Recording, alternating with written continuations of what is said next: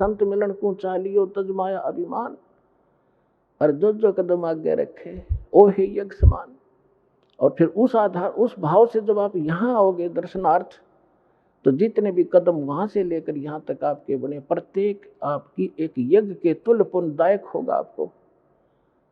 और फिर यहाँ पर 5 यज्ञ करवाई जाती हैं। प्रथम एक यज्ञ है धर्म की, आपका जो पैसा दान आता है, यहाँ भंडारे खुले चलते हैं, कहीं शेड लगाया जाता है, पंखे लाए जाते हैं, आपके लिए सारी व्यवस्था होती है। तो जैसा कि आप पुराणों में पढ़ा करते थे, शिव पुराण विष्णु पुराण में आपको बताया है कि श्राद्धों के विषय में जानकारी दी है कि यदि कोई योगी को भोजन करा दिया जाए, योगी ये नहीं होता जो पेट का पानी हला के दिखा दे ऊपर न पैर करके खड़े हो जाए, नहीं। योगी माने परमात्मा से मिलने की जो चेष्टा सद्भक्ति कर रहा है, साधक, सत्य साधक को योगी कहते हैं, भक्त।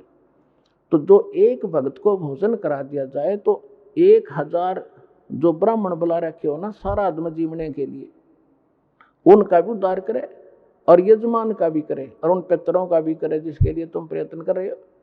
और यहाँ आप सारे योगी हो, और यहाँ जो आपके निमित्त दान होता है, फिर आपको भोजन भंडारा होता है, तो इससे आपका भी उद्धार, आपके पितरों तक का भी उद्धार हो जाएगा। तो आपके द्वारा जो दिया गया दान है आपको यहाँ सफल करेगा।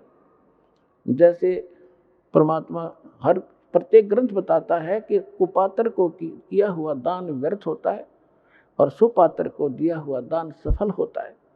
फिर परमात्मा साथ साथ बताते हैं, एक यज्ञ है धर्म की, दूसरी यज्ञ है ध्यान, और तीसरी यज्ञ हवन की, चौथी यज्ञ परिणाम, और 5वीं यज्ञ ज्ञान की।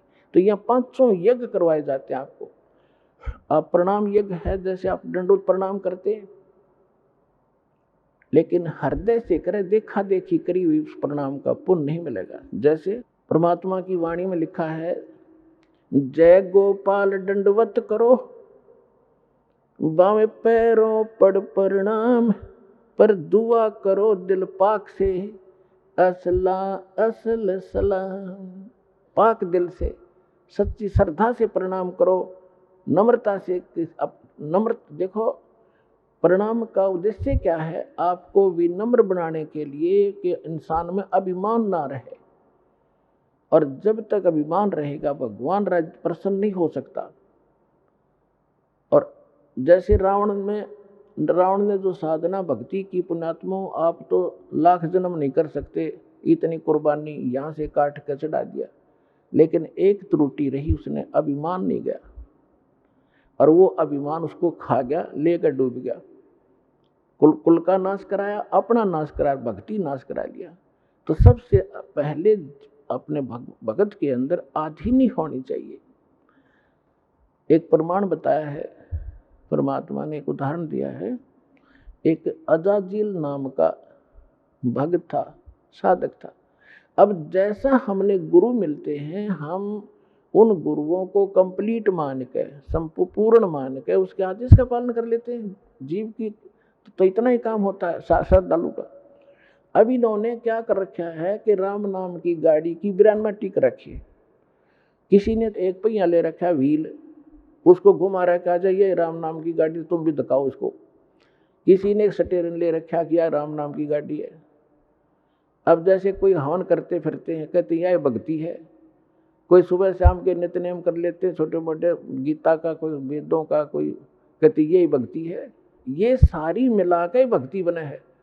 तो उसको एक पहिया दे रखा था उसके गुरु ने कि बेटा प्रणाम करा कर, और प्रणाम करने से तेरा स्वर्ग में वास हो जाए। क्योंकि ये जो यज्ञ हैं, जब तक हमें सत्साधना न मिलती है, स्वर्ग तक की साधना है। लेकिन हम इन यज्ञों को स्वर्ग के लिए नहीं, अपने मोक्ष के लिए प्रयोग करेंगे। हम जिसका हमारे ऊपर कर्जा है उनको ये पकड़ा देंगे कि आप अपना ये ऋण पकड़ो, हमने तुम्हारे लोक में वो रेस्टोरेंट नहीं चाहिए, हम आगे को चलने वाले हैं।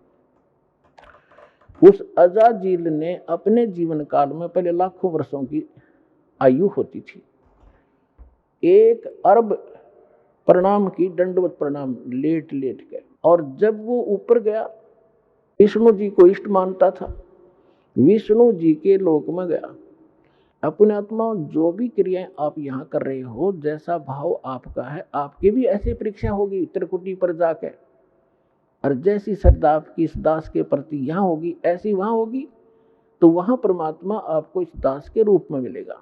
तो अजाजिल नाम का वो श्रद्धालु जब प्रणाम करता था, प्रणाम यज्ञ किया करता था, उसमें इतनी भक्ति, उस सतर की जो स्वर्ग तक जाने की और वहां पर पद पोस्ट पाने की, इस प्रणाम यज्ञ से इतना संग्रह हो गया उसकी भक्ति कि विष्णु जी के लोक में जब गया तो विष्णु जी ने कहा कि भाई बहुत ज्यादा भक्ति की तूने, यानी बहुत अच्छी साधना की बच्चा, साधना के अंदर ही सारा कुछ आ जाता है। तो उसने कहा जी हाँ साधना खूब की, 11 अरब बंदगी कर रखी है मैंने। तो विष्णु जी ने कहा कि अभी तेरे अंदर तो बड़ी सिद्धि भी आ गई है। अच्छा जी हाँ, एक बच्चा बना दे, एक लड़का उत्पन्न कर।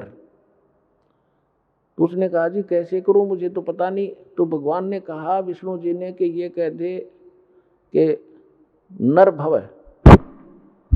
उसने ऐसे कह दिया नर भव, एक जवान लड़का सामने खड़ा हो गया। तो भगवान विष्णु ने कहा कि ये तेरे वचन से उत्पन्न है और ये तेरा पुत्र हो गया, वचन का पुत्र हो गया। बोला अच्छा ठीक है, और खुश हो गया कि देख मेरे में कितनी शक्ति होगी।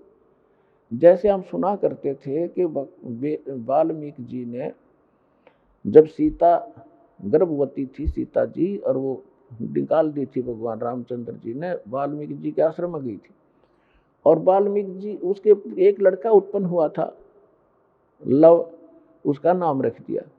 फिर काफी लंबी कहानी तो आपने सब ने पता है। फिर वाल्मीकि जी ने एक लड़का कुश से बना दिया था अपने वचन से।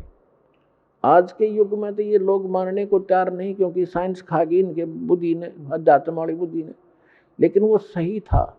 अब वो जितनी बैटरी चार्ज की थी वो उतना थोड़ा बहुत कर सकते हैं।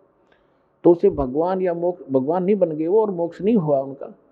तो वहां जब वो लड़का हुआ तो बड़ा खुश हुआ कि स्वर्ग में मेरा एक पुत्र हो गया, यहाँ इसके साथ रहा करूंगा। फिर भगवान विष्णु ने कहा कि अजाजिल इसको प्रणाम कर, दंडवत। अब वो तो उसका तो गेम में यही था, इसी मैच के कारण, गेम के कारण तो यू इस पद पर पहुंचा था। तो उसने बोला ना करूं इसको। क्यों भाई? भगवान बोले क्यों नहीं करे इसको प्रणाम? कि ना करूं, ये तो मेरा पुत्र है, मेरे वचन से हुआ है। अब भगवान विष्णु ने सोचा ये तो भाई फेल हो गया परीक्षा में। फिर भी उन्होंने सोचा चल थोड़ा सा इसको ग्रेस मार्ग दे देता हूँ, जब बुद्धि काम कर जाती इसकी। उस लड़के को अपने जहाँ वो खड़े थे बाउंड्री के अंदर, उससे परली साइड भेज दिया, और उसमें एक गेट था, इतना एक बाईपास रास्ता था, उसमें झुक कर जाना पड़ता था नो बाहर निकलने के लिए। वो लड़का तो परली साइड निकल के खड़ा हो गया। अब भगवान ने सोचा इस अजाजिल को मैं इस गेट से निकाल ले चलता हूँ, और ये झुके गया ना, ऐसे झुक कर निकलेगा तो मैं मान लूंगा भी चल इसका ये नाश ना होगा भक्ति का, जिसी भी इसने भक्ति की है। तो भगवान भी समेत मुकट के झुक कर निकल के, उसका सामने लड़का खड़ा था। अजाजिल से कहा कि आजा अजाजिल, तुझे स्वर्ग की सैर करा के लाता हूं। तो अजाजिल बोला मैं सब जानता हूं, तू छलिया है, तो मेरी फिर मजाक करेगा कि देखा ना मैं झुक के निकलूंगा तो परिणाम हो जाएगा मेरा लड़के को, और तो आप जो है ना मेरे साथ धोखा करना चाहते हैं, मैं ऐसा अनजान नहीं हूं, बिल्कुल नहीं करूंगा, नहीं आऊंगा। तो परमात्मा बोले जा भूतनी के निकल यहाँ से। वो वहां से पटक दिया ठाक है, और सारी वह भक्ति कैंसिल कर दी। कहते हैं बेअदबी भावनी साहिब के ताही अजाजिल की बंदगी पलमा ही भाई।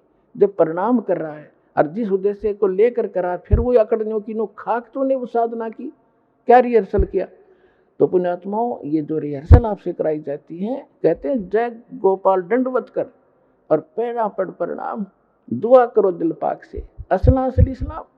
तो इस प्रकार आपको यहाँ जो रिहर्सल कराई जाती है, जो ज्ञान दिया जाता है, ये आपके इस भक्ति रूपी सफर में कदम कदम पर आपका काम आओगा। और ये प्लस और माइनस, ये फॉल पॉइंट आपको बताए जाते हैं ताकि आप इस भक्ति को नाश ना कर लो।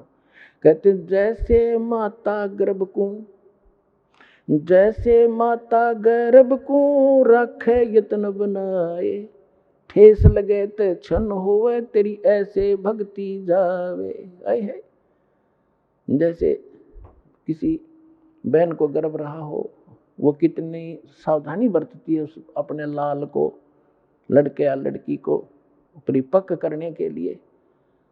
जब करवट लेती है रात ने एकदम बिदक के उठे कि मेरे बच्चे का दाब ना लगी हो, ऊंचे नीचे पर चलती है तब कहीं पैर ऊंचे नीचे पर ना टिक जावे, कोई ऐसा खाना ना खा लूं जिससे मेरी गर्भपात हो जावे। तो इस प्रकार परमात्मा कहते हैं जैसे माता गर्भ को राखे यतन बना और ठेस लगे तो क्षण हो तेरी ऐसे भक्ति जा। तो पुण्यात्मा इस भक्ति के साथ साथ सावधानी और मर्यादा अति आवश्यक है, तब आपको सफलता मिलेगी। तो सौभाग्य आपका, आपको सतलोकाश्रम बरवाला माने का सुअवसर प्राप्त हुआ और वो अनमोल ज्ञान और अनमोल साधना मिली जिसके लिए देवता भी तरस रहे हैं। धन्य आपके माता पिता जिनसे जन्म हुआ। बोलो सतगुरुदेव।